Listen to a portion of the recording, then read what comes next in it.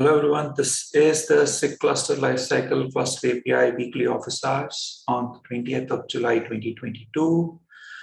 This meeting abides by the CNCF Code of Conduct, so that basically means be awesome to each other. To talk at any point during the meeting, please use the raise hand feature in Zoom. It's under reactions. And while we're waiting for others to join, please add your name to the attending list. Let me paste the link to the talk in the chat. And if you want edit access to this particular document, please join the SIG cluster mailing list. It's linked at the top of the document.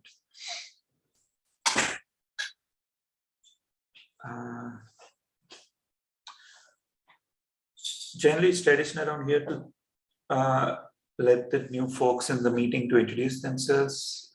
Is there anyone who would want to introduce themselves here?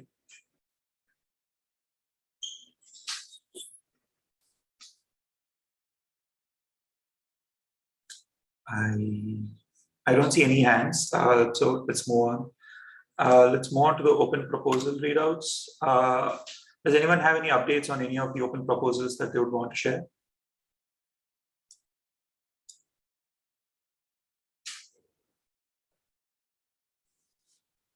I don't see any hands raised. Let's move to the agenda. Fabrizio, you have the first one. Here I am. Hello, everyone. So I want to give a shout out for the V1 2.0 release that has been cut on Monday. I posted the link to the Slack message that Stefan created, and also the link to the release note. What is important, I took some time to look at the release, and it is really important to give a shout out to the community. I think that we merged something more than 300 PR in the latest release, which is a lot. 700 commits. Many different companies contributed to it, and yeah, really an amazing work for the entire community. I'm pretty sure that it will take some time for people to catch up and fully grasp the possibility that runtime extension add to the tool. But I'm really excited because it is really powerful and flexible, and looking forward for feedback from the community. And yeah, that's it. Thank you everyone for helping in getting this release out. Awesome. Yeah, congratulations everyone for getting the release out. Thank you everyone for getting the release out. I don't see any hands raised, so we can move on to the next one. Ginkgo V2 timing. Yeah. So I put a PR out last week, and my timing was kind of bad because it looked like I was trying to get it in for 1.2, but that was not the idea, and we don't need to. But now that 1.2 is released, I'm just curious if we should wait to merge these changes. They're not that significant. It's mostly changing imports, and then there's a few code constructs that need to change to catch up with Ginkgo V2. And then there's some more idiomatic stuff that we could do in the future, like spec labels and all that, but that's not necessary. But obviously the proximate problem is once we merge that PR, I should have linked to it in here. I'll put a link in a bit. Once we merge that PR, all the providers are using our E2E framework in CAPI, and that will break them if they're consuming master or main branch.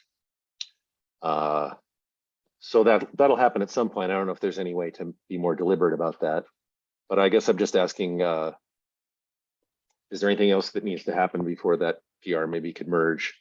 We also talked about, we usually go in lockstep with controller runtime, and I guess there was a PR at some point to update controller runtime to Ginkgo V2, but it didn't really go anywhere.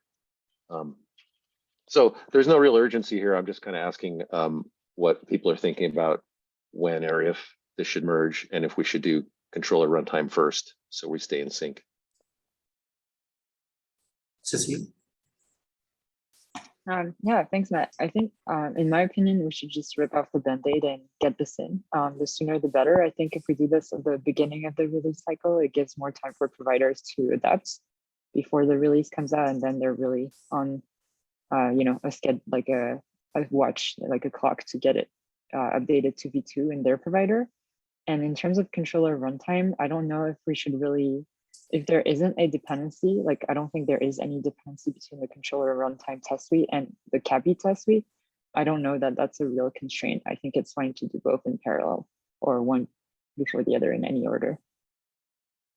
Yeah, it doesn't seem to be an actual constraint because the PR runs fine without any changes to controller runtime.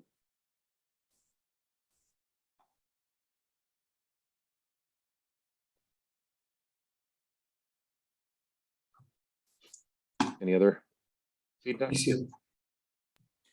Yeah, to comment. So first one, unfortunately, it seems the controller runtime PR has been closed. I don't know why. We can try to reach out to the community and see what was the problem. Usually we keep this dependency in sync, but yeah, probably it's not mandatory. Let me say it is just us from IG. I kind of agree with Cecile's statement. The sooner the better, so we have more test cycles, more time for the controller to catch up. My only concern was that I don't have like when discussing this with Stefan, we don't have a full picture of what providers are doing, if they are using main, they are using from a tag or whatever. So we really did not want to create a disruption for them now that we expect they are catching up with V1.2. So I kind of agree that we should do soon. Maybe we give 3-4 weeks, let me say, grace period to catch up with V1.2 without putting Ginkgo into the picture, and then we can do it. So really, the only concern is to not create disruption for the providers, but behind that, the sooner the better. Makes sense. Any more questions? Concerns, comments? I don't see any hands raised. Let's move on to the next item. Mike, sorry. Maybe we can do this. What about if Matt or someone send a message to the mailing list telling that we are going to do this in CAPI, I don't know, in 3 weeks, 4 weeks, we define a date. And if we do a mailing list, I think that is the best option that we have for contacting providers. And that's it. If no one complains, it will just happen. Seems a good idea. I think so. Yeah, I can do that. Do we want to settle on a specific date, or can we mumble about, 3-4 weeks from now we're going to do this? For me, I think that 1 month for now it is a reasonable time, even if it is summer, but yeah, it kind of makes sense for me. Okay.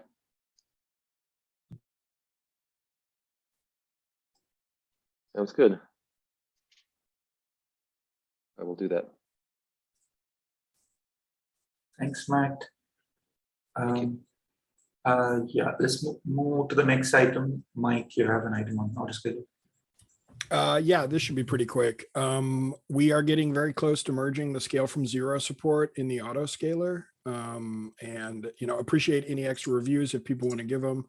I just wanted to let folks here know in case if you're curious about this feature, or you want to know more about how it works or whatever, please take a look. Happy for any reviews. I'm hoping we'll be able to merge this in the next, like week or two. So just a heads up.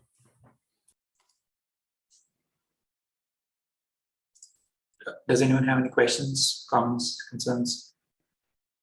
A quick question. I couldn't find the raised hand button. I apologize. Will this support scaling from 0 with CSI drivers? I know the general like AWS cluster autoscaler historically has issues with scaling from 0 with some of the CSI drivers. Will CAPI be able to support that? Right. So there is no specific like extra support for CSI drivers in there. Whatever the main autoscaler works with is what it would do. There Okay. can be issues with CSI drivers, especially like if you're trying to if you're trying to do things like use the balance similar nodes options and whatnot. I think as long as you keep your machine sets or machine deployments kind of limited in the regions that they're being deployed to, then the CSI driver should continue to work the way you expect it to. The only times we see kind of irregularities are when we have nodes that are sitting in different availability zones, and then people try to use like, balance similar nodes or something like that. That can cause some problems. But otherwise, I wouldn't expect any issues aside from what just kind of the limitations of the autoscaler are in general. Okay, cool. So, Yeah, I had only skimmed the PR, so I couldn't tell for sure from it. Thank you. yeah, there's nothing special about CSI drivers in the cluster API implementation. So we just default to the basic behavior that the autoscaler uses. So in those cases, normally the scheduler, if the scheduler is able to place pods in places where it thinks a new node coming up would still have the same kind of like persistent volume claim or whatever, then it will try to satisfy that requirement. Awesome. Thank you.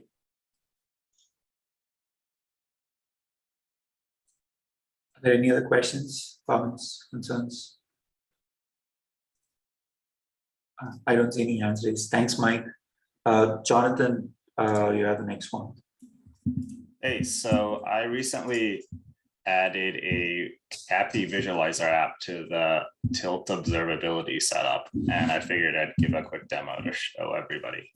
Yeah, let me make you co-host so you can share. All right, cool. But you should be able to share now. All right, there we go. All right, can everybody see? Yes. Yeah, I can see. Yep. Yep. Looks good. All right, cool. So in the observability section, we have this visualizer app. And when you click on this, it takes you to a link showing off your clusters, and you can see the provisioning state. So if I go and spin up a new cluster right now, it might take a minute, so we can circle back, but it will show.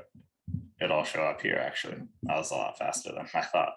But if we go and click into a cluster, we can see the different resources here. So this tree is built off of the cluster CTL describe command, and you can see the resources based on the different parts of the cluster. So you have cluster API in blue, you have the bootstrap provider in yellow, the control plane provider in purple, and the infra provider in green. We don't have add-ons in cluster CTL describe. That'll come in the 1.2 release when I rebase off of that. But for all the resources with the status, you can see the status in the little badge icon. So red means it's failed, yellow means it's info or a warning state, and green means it's ready. So if you click on any resource, you can see the different conditions here, and you can also go into the spec. So if you want to look at a condition, you can click on this and it'll open it up here. You can also download the YAML with this button if you want. And you can also look at nodes you can expand. So for this one, we can see the machine is broken because I deleted the VM. And we can see that we got the failure message and it bubbles up to the tree view.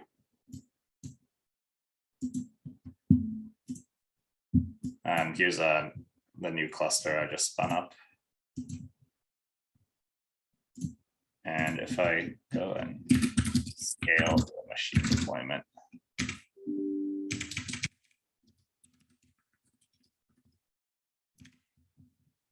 we should be able to refresh soon and see that the new changes are showing up.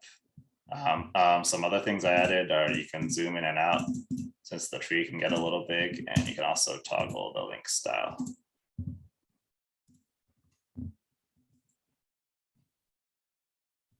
Yeah, that's the app so far. Does anyone have any questions?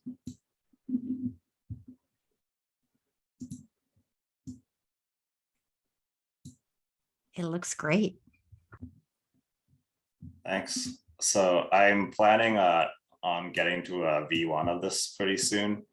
I'm waiting to rebase some changes off of the 1.2 release, but once that is ready, this tree should have a lot more stuff like machine templates and bootstrap config templates, and also add-ons should show up as well. Yeah, Fabrizio.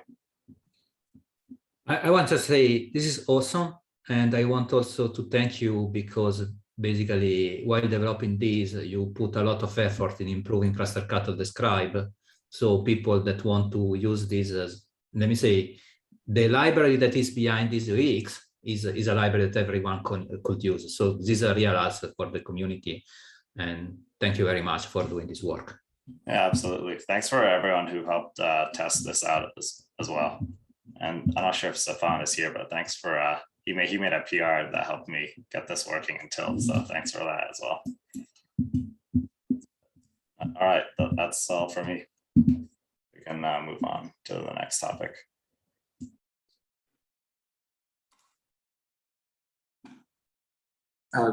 Great demo, Jonathan. That was a really good help. Move on. Edwin and Aiton. Yeah. Yeah. So our team is working on adding dual stack support for our distribution of Kubernetes. And I guess one issue we've run into is, or one issue we're trying to work on is the upgrade scenario for a single stack cluster to dual stack. The problem we ran into was, the webhook for the QVDM control plane doesn't support changing the CIDRs in the networking section. And we dug deeper into it and we realized this just isn't a workflow that is supported. So I guess we're here to kind of ask for any suggestions or like a path forward on how we can get this to work.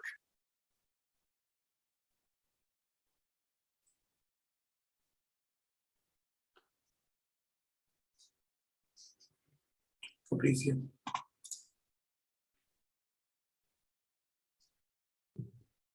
Hi. So just to understand if I got it right, so it seems that the only problem is that the webhook is preventing this change. Yeah, I guess Okay. That's like one issue, but I think it seems to me from reading the upstream Kubernetes issue that I guess what adding a CIDR to the pod CIDR section would entail is a complete restart of the node, and you'd have to go through a workflow of draining the pods and setting up a new node. Yeah, so I think that there are two sides of it. One is to make this possible in the API, which is the simplest part. And just to give you a little bit of background, historically, when implementing KCP, the Kubernetes control plane controller, we were conservative. Basically, initially we blocked almost all the change, and now over time we are making them possible, just relaxing the webhook. whenever we are sure that the change happened in a proper way, so that they are not disruptive for the cluster. Okay. Say that the second part of the story is that, is there a way to change the networking settings in a way that they work? Because I don't think that it is only changing them in KCP. I do expect that something has to change to the infrastructure probably. So, and this basically goes down into a discussion that is a little bit broader, how this behave in different provider, etc., etc. So, from my point of view, if I look at this from a core copy, it is an easy change. Just relax webhook. However,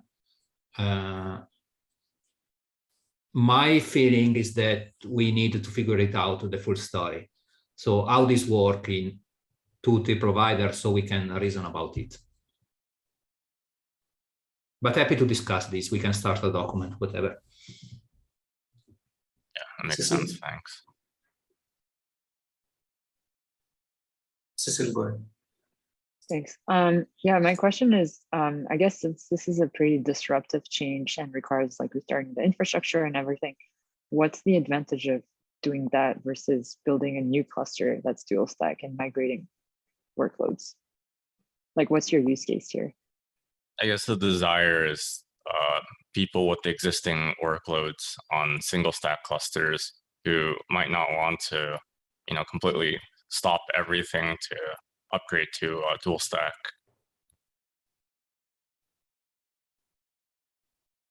That's from what I understand.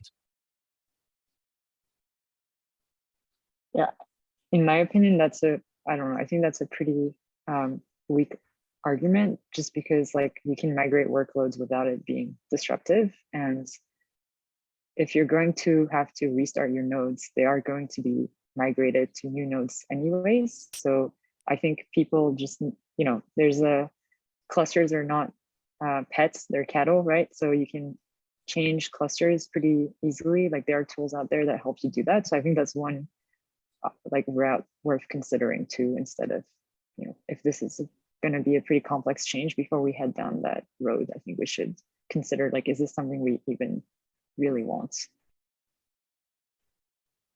Yeah, it's a good suggestion. Thanks.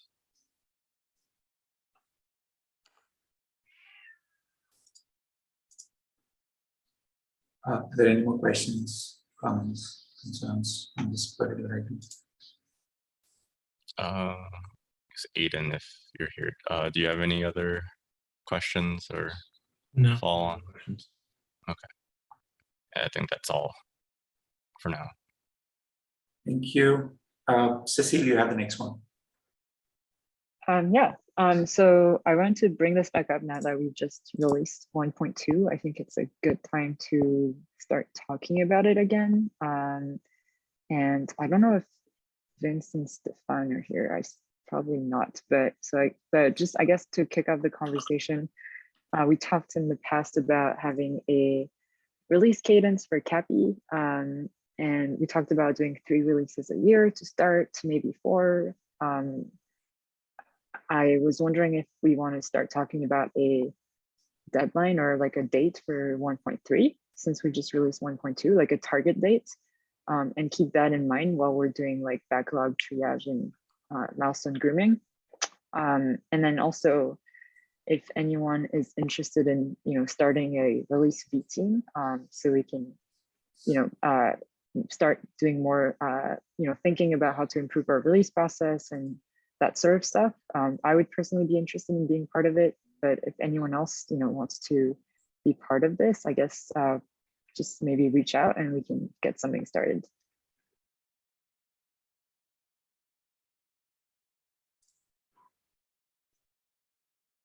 Fabrizio, go ahead. Yeah, just to give an update from my side. So I'm discussing this idea internally.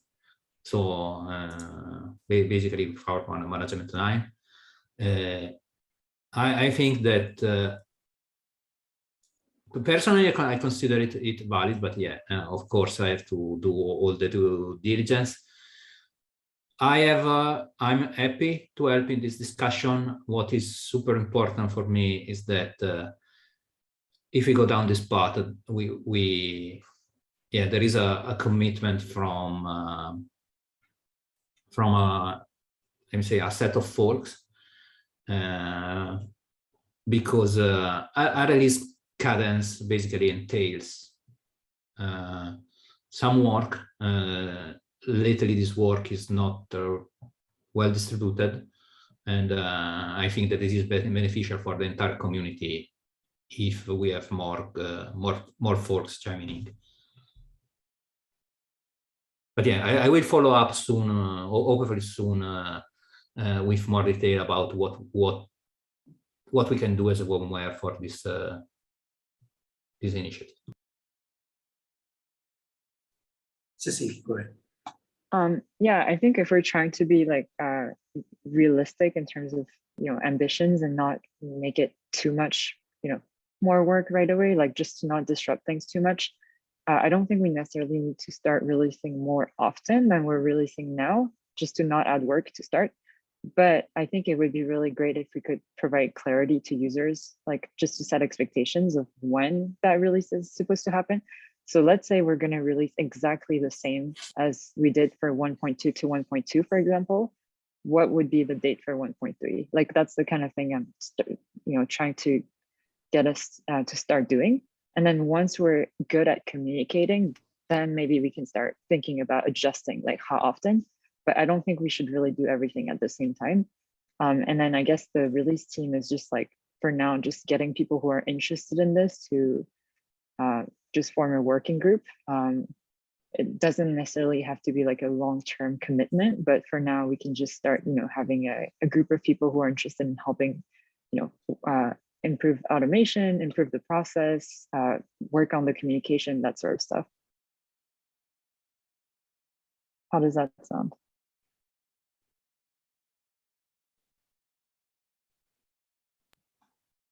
Yeah, this match what I have in mind. Yeah, we should get there in, let me say, incrementally. Having a release calendar for me is beneficial for the entire community and for every company using Cluster API. So this is why I'm trying to push this also internally. But yeah, there are many things going on, and we are trying to align them together.